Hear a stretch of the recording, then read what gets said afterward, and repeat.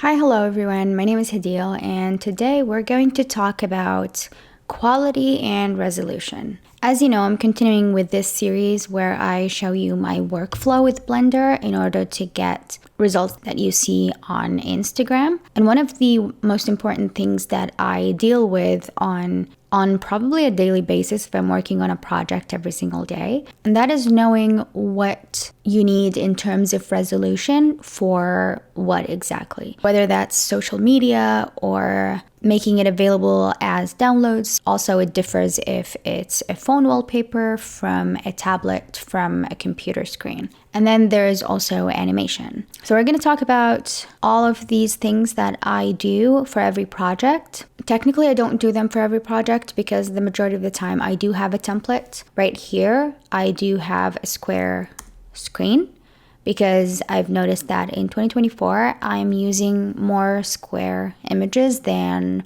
creating reels, for instance, which is a longer rectangle, or to be specific, a 9:16 ratio. Okay, so my render settings are nothing crazy. Whenever I'm rendering on 500 for maximum samples. Unless my scene is a little bit darker, then I increase it to 700 if it's an animation, and I can go up to 1024 and not find trouble rendering it in a decent amount of time for still images. So it's nothing crazy. I don't really go overboard with samples.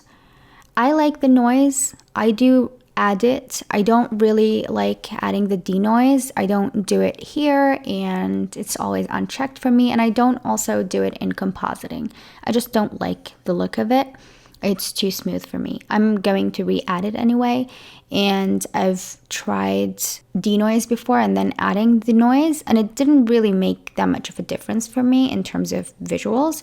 And when you're uploading to social media, it's almost always noisy in the end because it's compressed. So if you add little details, sometimes they don't even show up in social media, whether it's Instagram, Twitter is even worse.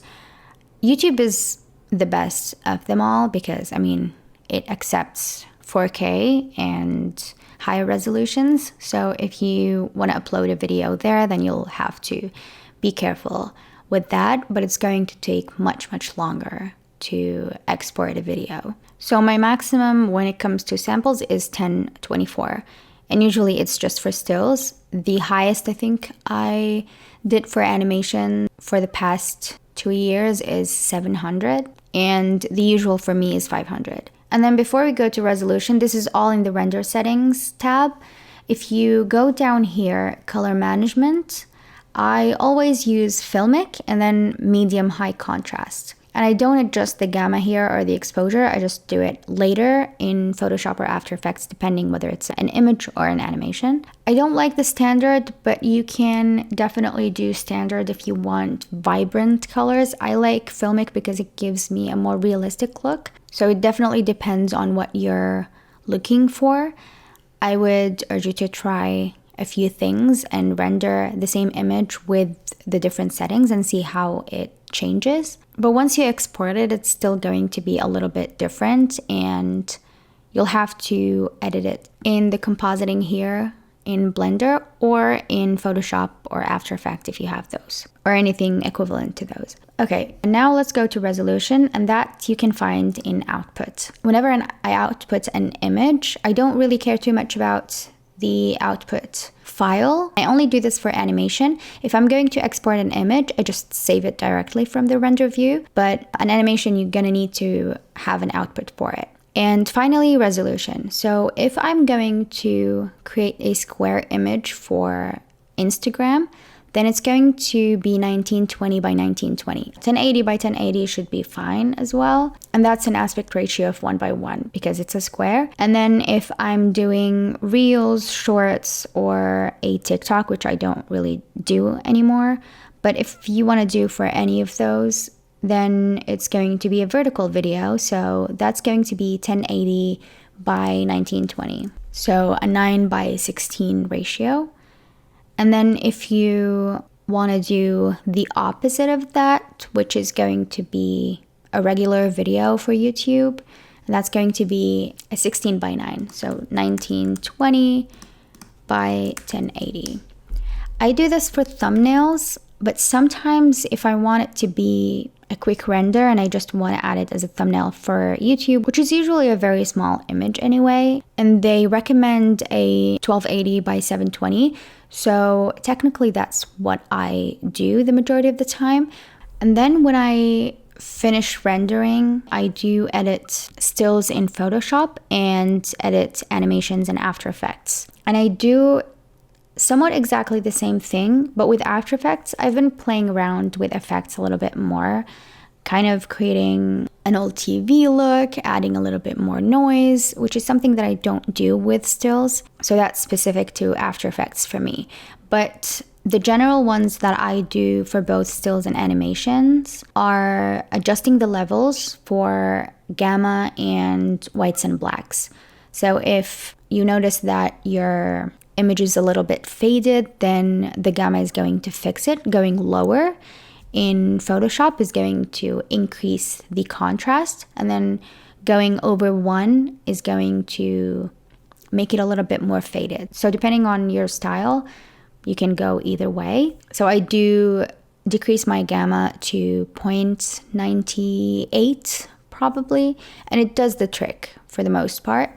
And then I also crunch in the whites and blacks. So if you see that the histogram is a little bit empty on either side, you can slide the whites until it hits the beginning of the histogram, and then the same for the blacks. And then I adjust the input, and that's dependent on whether I have whites in my image.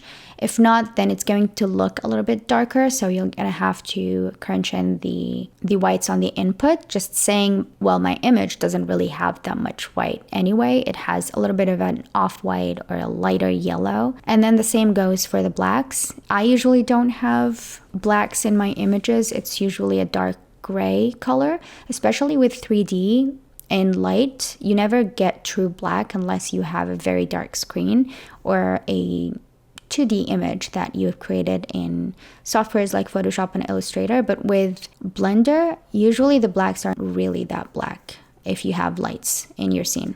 Just adjust it how you see fit for your image.